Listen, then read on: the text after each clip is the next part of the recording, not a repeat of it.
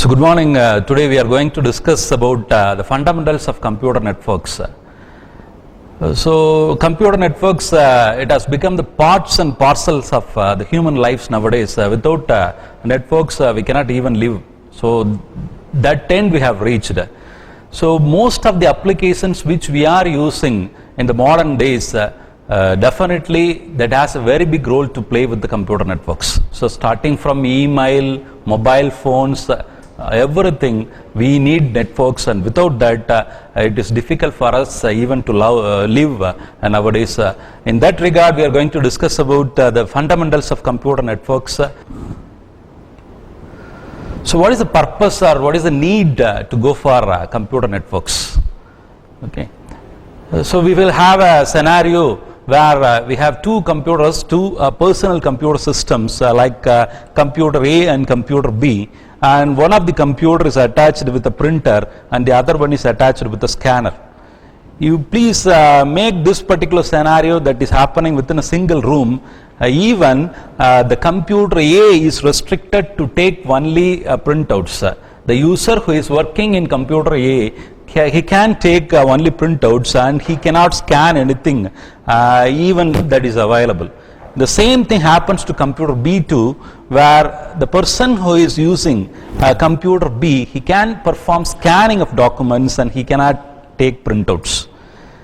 And which is surprising that even though we have resources, we are not able to use, because these two computers, they are workstations, they are individual personal computer systems. Whereas if you have a link between these two, so now the computer A and computer B, they have networked, they have connected physically and they have logically linked. In that case, the person or the user who is attached to this computer A, he can also he can also scan documents as well as he can take printouts. The person or the user who is associated to computer B, he can also scan as well as he can also take printout, and this is possible because of the network. And the network made us to share resources. The resources can be shared. The resources can be anything like a file, a document, in terms of software, or a hardware like a printer or scanner, whatever it may be. So this is another example where we are sharing files and documents, and the same thing happens over here. And if there is no network, computer A, the user associated to this computer A is restricted to access only the files and not the document, and the user who is associated to computer B, he can access only the documents and he cannot use the files. So what happens when they are networked? In that particular case, the person in computer A can also use the documents, as well as the person in computer B, he can also use the folders or files, whatever it may be. And what are the resources that can be shared? So either it might be a file, which in the previous case we have seen a document. In that particular context, it might be a file, or it might be a folder, or it might be a printer, it might be a disk drive, or whatever it is associated to a computer that can be shared.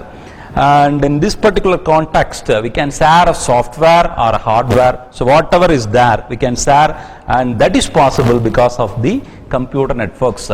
And because of such a network, we are able to share these things, and which is definitely a very big advantage, which in turn reduces the cost involved in this particular thing, and that makes effective utilization of resources also. And the motto to have a computer network is, of course, reliable and on-time delivery of data or whatever it may be. And reliable in sense, whatever we are intending to deliver to the destination, and that has to be delivered without loss or without damage, and that's why it has been quoted as reliable. And the delivery should be on time. Okay, and it should not be delayed, it should not be late, In that case, it is called as on-time delivery, and these are the two objectives of computer networks. The need is resource sharing, the objective is reliable and on-time delivery. Next, we are going to discuss about the definition of computer network. What is it? What we used to call as a computer network, so that we are going to see. And simply, it is a set of computers. We can see over here we have 4 computers available, and peripherals. In this particular case, it is hub. Either it might be a hub or a switch or a router or a bridge or whatever it may be, and cables and all that we used to call as peripherals and computing hardware devices. And in this context, a set of computers, peripherals or computing hardware devices, they are linked together or they are connected together.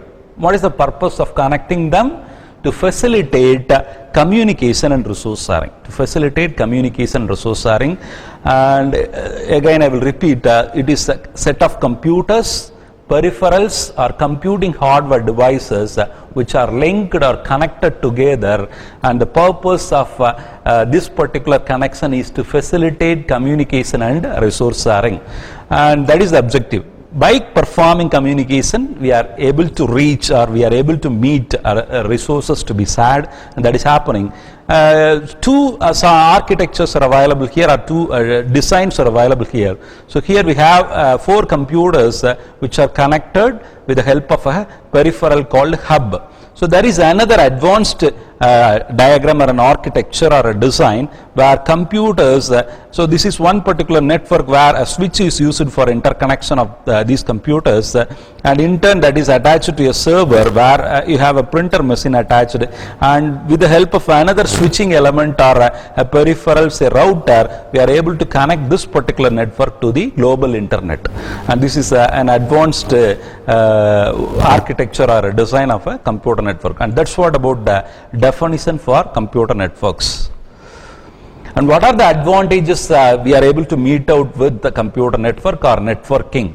And the first one is connectivity and communication. So by the previous example which we have seen, with the help of 2 computers interconnected, we are able to share hardware as well as software. In that way, the connectivity is one advantage. Communication, we are able to perform communication because of connectivity. We are able to share data, that is software or whatever it may be, and we are able to share the hardware. We are able to access the internet, that is possible because of networking. We are able to share the internet access also, and that is happening. And these two things, they are tightly coupled. We can access as well as we can share the internet, that is possible. And we are able to provide security to data, and we are able to manage that too. So that is one of the advantages of network. And performance enhancement and balancing. And you please think about individual personal computer systems where some of the machines are heavily loaded and some other machines are lightly loaded. In that particular case, if you want to go for balancing, computer networks, that gives you a solution by which you are able to balance the load, in sense job or tasks or whatever it may be which you are assigning to that particular network or system. And next, about entertainment, you are able to download movies, you are able to download games, you are able to download lectures, video lectures from sites like NPTEL, and you can make use of that for teaching likewise. All these things are possible because of a network, and they are the advantages, and these are the advantages of networks. And if you go with the disadvantage, the other side of the networks, we have disadvantages also. Network hardware, software and setup cost is there. If we have personal computer systems, we don't have cables to interconnect, we don't have peripherals, and all these things are added, and because of that we need to spend some sort of an additional cost, and that is a disadvantage that has been mentioned over here. And next to that, we are supposed to manage these hardware as well as software. We need network management softwares for this particular task. For that we need to spend some cost, and beyond management we are also supposed to administer the network. administration of computer networks is also one of a very important task which we are supposed to do, and for that too we need some sort of cost. And you can see for network hardware, network software, network setup, and hardware and software management as well as administration, we need to spend excess cost, and that is a very big disadvantage. And undesirable sharing. Security is a very important thing which we are supposed to keep in mind. Illegal, undesirable behavior, data security. We are storing some data like our mail account we have. We are storing that data related to the mail account somewhere in a remote server. There is a possibility to hack our mail account. That's one case. There is a possibility to steal our personal data which is available in the mail account. All these things are there if you go for a distributed environment like this, where data security is a very big concern to address. And these are the disadvantages which we are facing if you go for networking. And how it got evolved, what concept made us to network computers, and it has been evolved from the philosophy. Say we have seen many highway network, road network. If we go with this map, throughout India we have national highways. All the cities, all the all the parts of India has been connected by road, connected by rail, connected by air, and nowadays we are also connecting them by fiber optics. So by which we are able to connect all the parts of India, not only India, throughout the globe. We are able to connect with networks, and this is how the network has been evolved, and nothing has been invented without a philosophy. For example, we are able to make the data to travel in air without collision. How it is possible? How they made it to be possible? Again I repeat, we are able to make the data to travel in air, open air, without collision. At the destination side, we are able to receive the data without any collision and without any loss. How it is possible? How the bits and bytes they are traveling without collision? Looking at what they have made this possible. So they have looked at the birds which are flying in the air. We can see that the birds which are flying in the sky, open sky, they will travel flying without collision.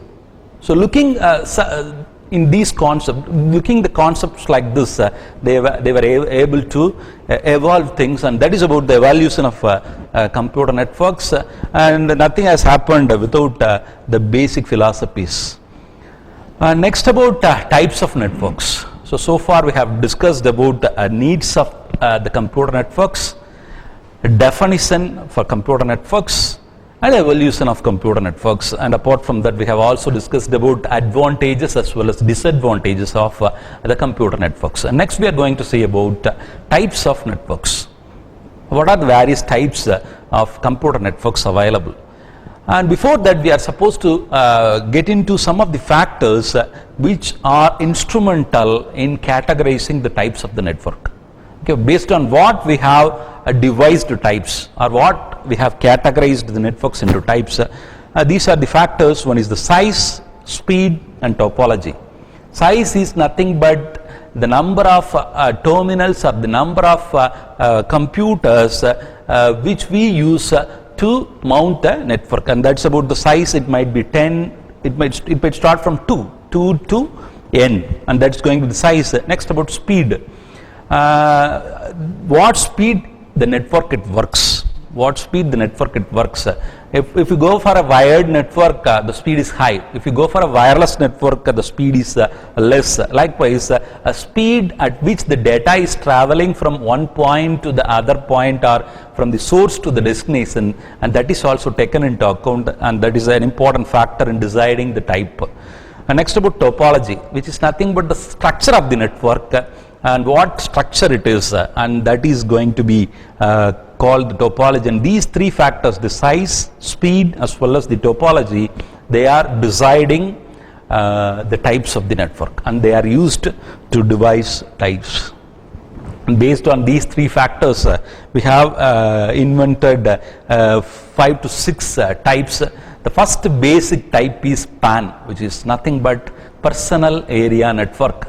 You assume that within a room in our home or in our office or whatever it may be, we might have a personal computer system, we might have a laptop, we might have a fax machine, we might have a mobile phone, we might have a printer, we might have a scanner and all these things.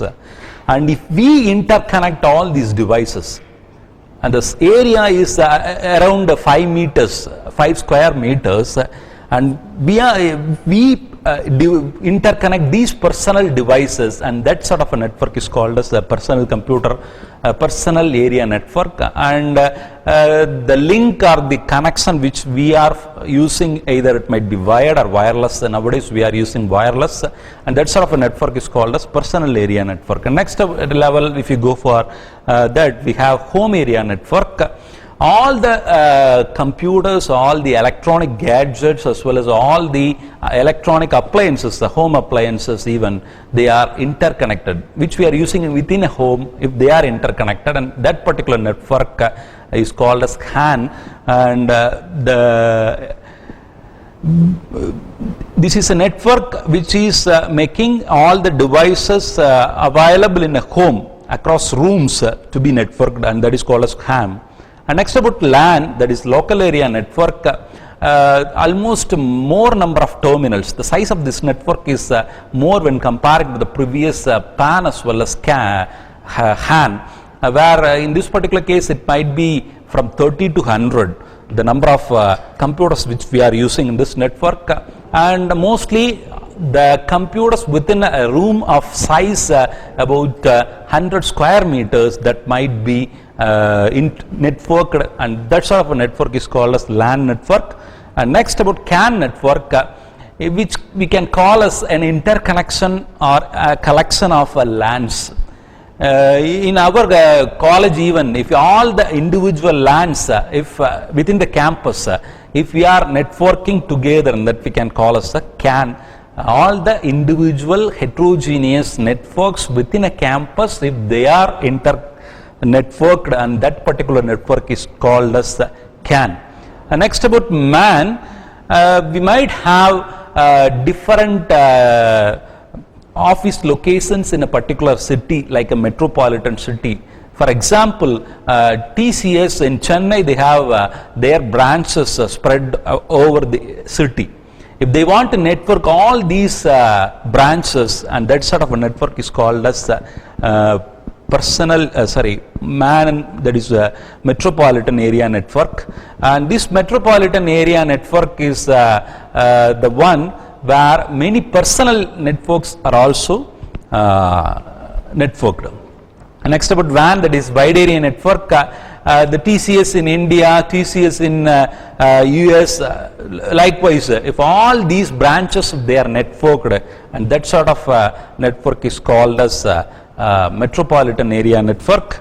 Next about internet, which is familiar to us, which is the interconnection of heterogeneous networks. Like if you interconnect WAN, MAN, all these things, and that we used to call as internet, and which is both a network as well as a technology which is familiar to us. Intranet is not a private public network, which is a private network, where if the TCS offices across the globe, if they are networked, and that we can call as an intranet. Likewise, in our PSNA, if we network all the individual laboratories as a single network, we can call that one as an internet. And all these things are possible by wired as well as wireless. And in detail, we are going to see about this types. Basically, the important types like LAN, MAN, as well as WAN.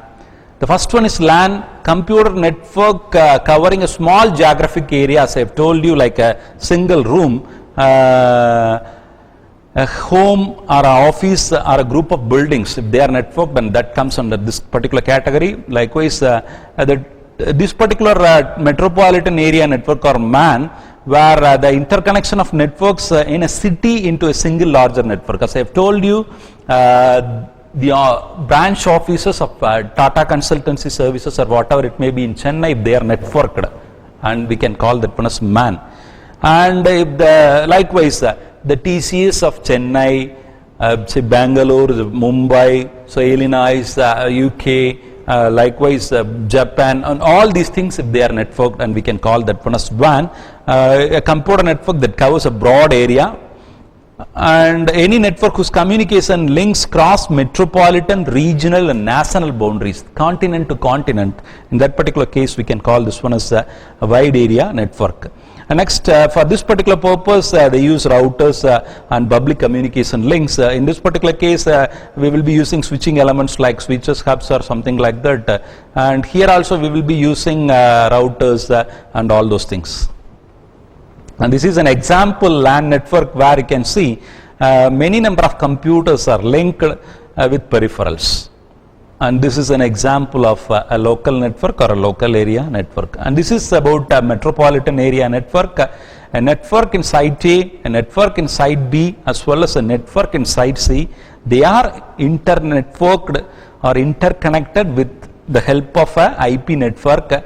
And all these sites, they might be in a single city or a single metropolitan city. So hence this is called as a metropolitan area network. And this is about a wide area network. The networks across the globe, if they are interconnected, then that is called as a wide area network. And now we can see across the globe many locations are interconnected over here, and hence we can call this one as WAN, that is wide area network. We can say even as global area network, this one. This is about internet. Simply speaking, internet is an interconnection of heterogeneous networks. Heterogeneous in sense we can interconnect LAN, WAN, MAN, CAN, PAN, all these things. All these networks have different properties. All these networks have different functionalities. If we are interconnecting all these networks with different or distinct functionalities, properties, working principles and all these things, that's why we are quoting that one as heterogeneous. So internet, simply it is a collection or interconnection of heterogeneous networks. And now we can see over here we have a LAN network which is available here. We have different LAN networks available here, and we have a private peer-to-peer network is also there. If all these individual heterogeneous functionally connected networks, if we are able to connect that one as a single network, and that is called as the internet. And physically this is a network, and technologically this is a technology. And what is the role of client and server in networking? So in most of the cases, all the networks will be having both client as well as servers. And the system or the computer which is requesting for some service, we used to call that one as a client. That is a client. And the system who is providing service is called as a server. Simple.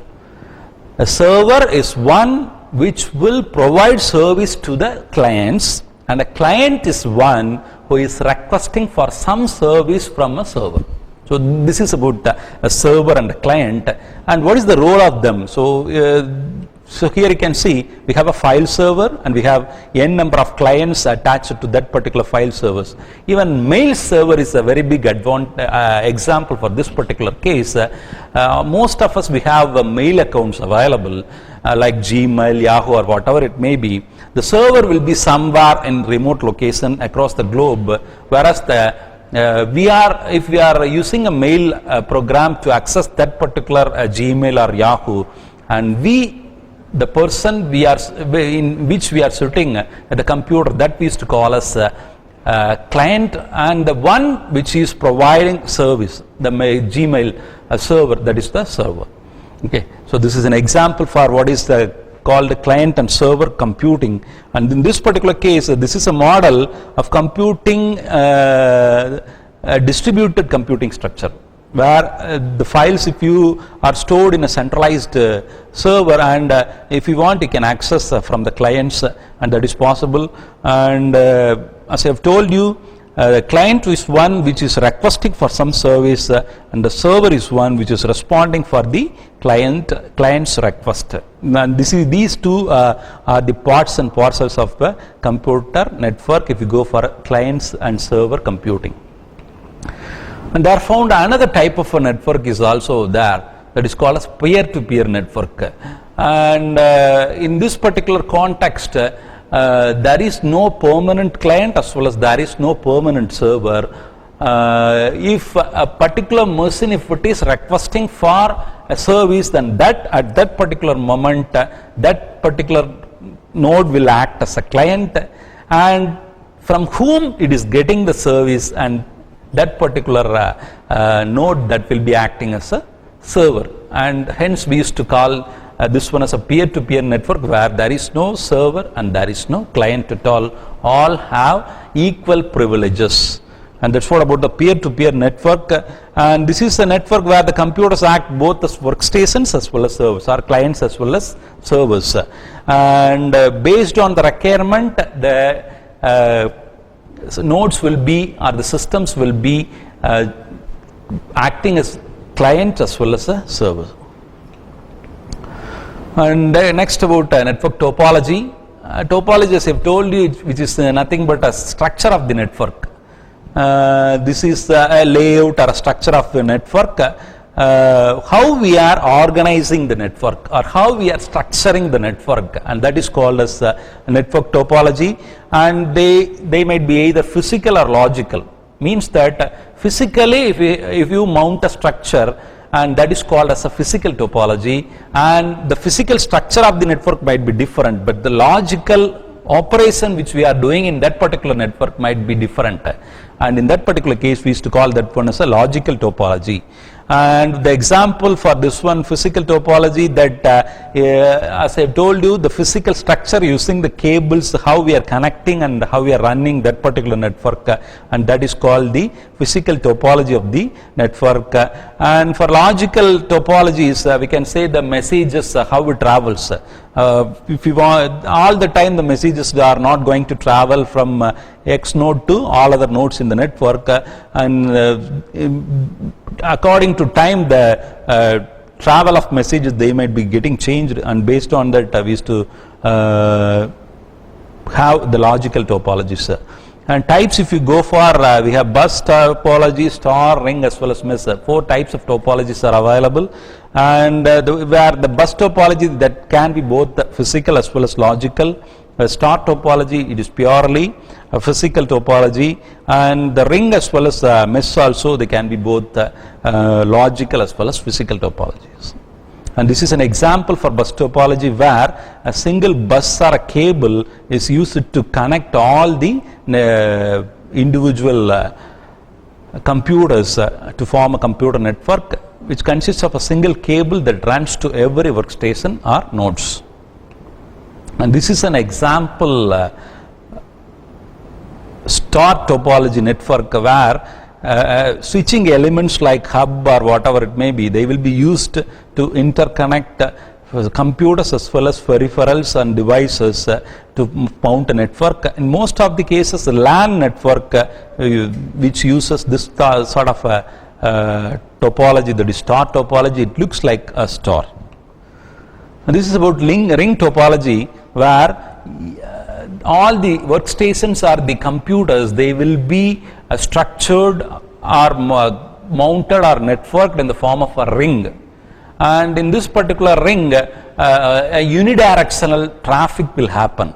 So for example, if you are initiating the data transmission in this particular machine, that will travel from this machine to this machine, and that cannot travel the other way is not possible. So this is not a bidirectional ring, this is a unidirectional ring. If this one wants to transmit the data to this one, and that is possible only to happen via this way, and even though they are directly connected, and that sort of unidirectional traffic it happens, and that is called as a ring topology. Why we are having nowadays even they have a bidirectional ring topologies available. Most of the telecom industries, they will be using this bidirectional ring topology network, because if this particular link fails, and this machine or node can reach this particular node or machine via the other path, and that is possible. So hence nowadays most of the telecom industries, they are using this sort of a topology. And next about mesh topology, which is simple, where every computer system is networked to every other computer system in the network. I repeat, every computer is connected to every other computer in the network, and such a topology is called mesh topology.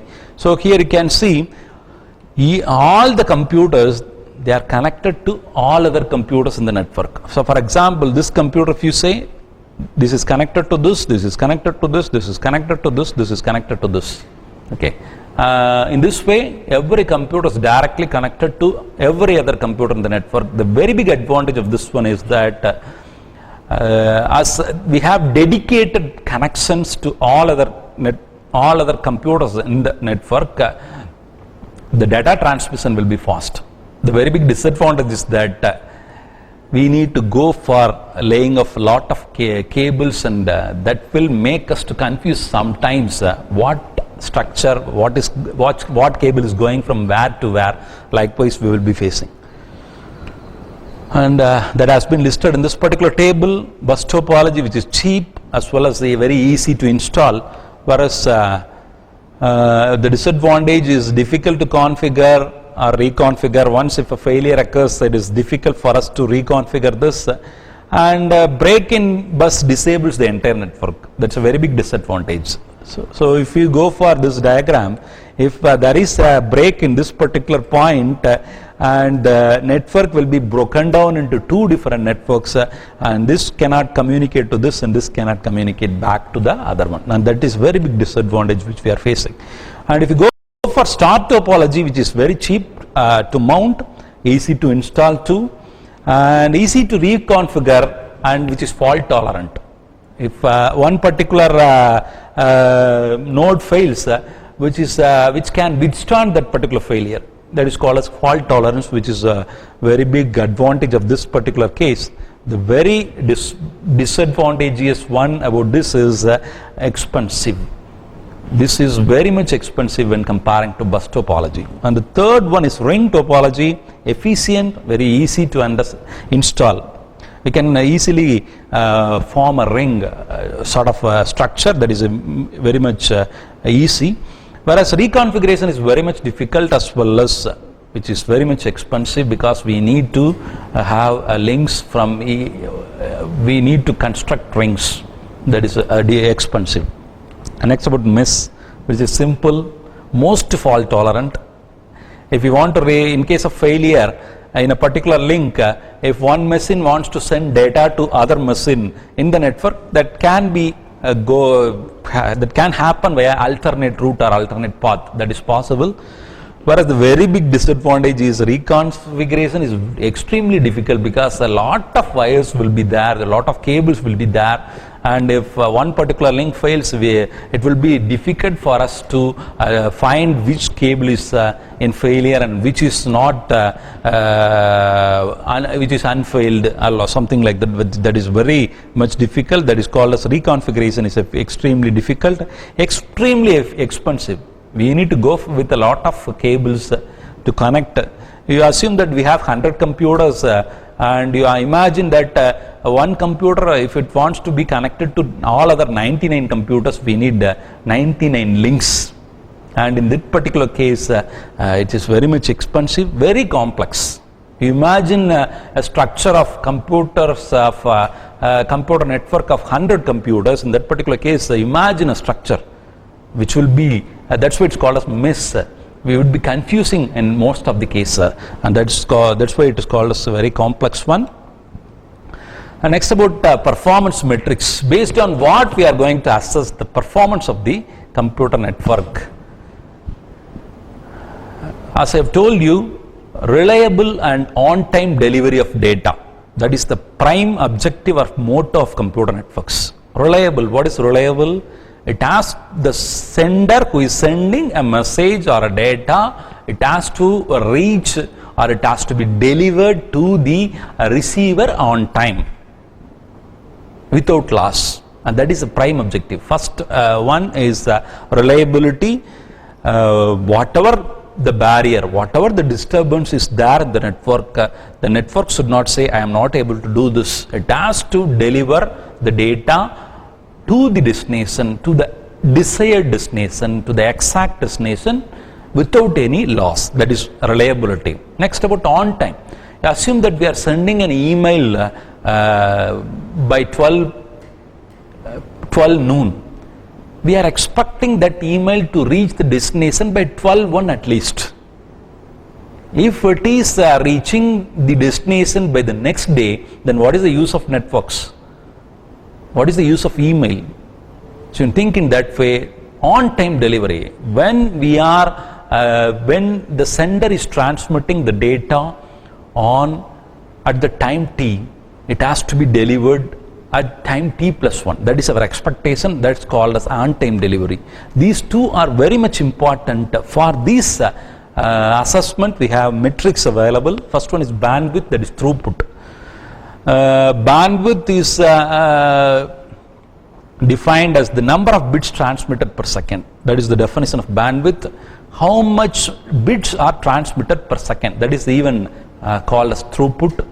Number of bits transmitted per unit time, and that is about bandwidth and throughput. And latency, how much time it is taken for the data to travel from the source to the destination. Source is the one which is initiating the transmission, and destination is one which is supposed to accept or receive that particular data. And what is the time difference between the transmitted initiation of the transmitter and the reception of the data? What is the time difference between the initiation of the transmission at the sender and the reception of the data at the receiver? And that is called as delay or latency. And these two things that plays a very vital role in deciding the performance of the network, both the bandwidth as well as the latency. In the other sense, other words, throughput and delay, that is going to decide the entire performance of the network. And bandwidth will be assessed in single physical link as well as logical process to the channel also. So that is also there. And this is about the width of bit and bandwidth. And here you can see, and this is the width of the bit, and the 1 second how many bits are transmitted, and that is about bandwidth or throughput. And in 1 second, if 10 bits are transmitted, 10 bits per second, and that is going to be the bandwidth, and that is going to be the throughput of the network. And whereas if the time taken for 1 bit to travel, if it is half than this size, as shown in over this particular case, then in that particular case, in 1 second, the data which is being transmitted might be doubled. Okay, so in terms of time, if you want to see, in this particular case, each bit is consuming 1 microsecond in the time scale for transmission, whereas as the size the time taken by 1 bit has been halved in terms of time, it takes only 0.5 microsecond to travel to the other end, and that's about the difference. And that's what about the width of a bit and bandwidth and latency. And this is important, as I have told, the delay, which is very much important. How long a message takes to travel from one end of the network to another? How long, how much time data or a bit is taking to travel from one end, say source, to the other end, say destination, and that is what about latency, or that is about delay even we can say, and which is definitely decided by the speed of the light. We used to assess the latency or delay in accordance to the speed of the light, and the delay we have, if you go for example say propagation delay in different mediums, the delay will be getting changed. In vacuum it would be 3 into 10 to the power 8 meters per second, whereas if you go for cable like coaxial or plain telephone cable or whatever it may be, it is 2.3 into 10 to the power of 8 meters per second, whereas if you go for fiber optics it is 2.0 into 10 to the power of 8 meters per second. So based on the medium which we are using for transmission, this one is getting varied, and that is also playing a very vital role in deciding the delay or the latency of the data. And amount of time to transmit a unit of data, that we used to call as the network bandwidth, and this is actually decided by this amount of time to transmit a unit of data, that is decided both by the network bandwidth as well as the size of the packet. And this delay, if you divide into subsets, we have a lot of delays available, like propagation delay, transmission delay, queuing delay, and so on. And all these individual delays plays a very important role in deciding the delay, the final delay of the network. And for example, if you consider the queuing delay, if a source is sending some data to the destination or the receiver, source is sending some data to destination, and you assume that in between you have 10 intermediate nodes, I1, I2 up to I10. You have 10 intermediate nodes. Source is sending the data to I1, I1 is sending the data to I2, I2 is sending the data to I3, and so on. I10 will be sending the data to the destination. So this is the scenario which we are considering. In that particular case, I1, all intermediate nodes from I1 to I10, they consume some time for storing and forwarding the bits or the data. That is called as forwarding. Once this I1 is receiving the data from source, that will store the data within it, that will looks into the destination address, then it forwards that to the I2. For that it consumes some time. There are cases due to congestion like factors, the data might be made to wait in a queue in the intermediate nodes. So that sort of thing is called as queuing delay. And likewise propagation as well as transmission delay, they are as a combination we used to call as the entire delay in the network. And if the delay increases, the performance of the network decreases. If the delay is decreasing, then the performance of the network will be getting increased. So hence we can say that the performance of the network is inversely proportional to the delay. And this is about throughput. As I have told you, the transfer size by transfer time is going to decide the throughput of this particular network, and the transfer time in turn, that will be decided with RTT plus transfer size by bandwidth, where RTT is the round trip time. The round trip time is nothing but the time taken for a data to travel from the source to the destination, and in turn getting the acknowledgement from the destination to the source. And next to that we have transfer size, that is the number of bits or bytes which we are transferring from the source to the destination, and bandwidth, the network's bandwidth which we have discussed earlier. If RTT is large, an increase in bandwidth does not reduce transfer time. So this is an important thing. Even though if the RTT is less, then definitely the transmission time will be less. If the RTT is more, then the transmission time will also be more. So that is what explained in this particular case. And we are supposed to take into account about one of the term or terminology which we are using in computer networks, that is called as protocol. And if you have two communication entities, say sender and receiver in a network, the protocol is one which is like an agreement that works between the sender and the receiver for the smooth transmission of data. So unless or otherwise they might be transmitting data or packets or whatever it may be without control. So hence we are having a concept called protocol, and this protocol is governing all the communication activities in the network. Okay, the example protocols are like TCP, that is Transmission Control Protocol, UDP, User Datagram Protocol. Likewise, we have many protocols available. HTTP, that is Hypertext Transfer Protocol, which is used for in the context of internet. And we have SNMP, Simple Network Mail Transfer Protocol, which is used in email programs for transferring mails from one end to the other end. Likewise, we have many protocols, and these protocols are playing a very vital role, and that is also deciding an important role, deciding role in the performance, other than these things which we have discussed. And that's about the fundamentals of networks, and in detail we will discuss in another occasion about the advanced concepts of computer networks. Thank you.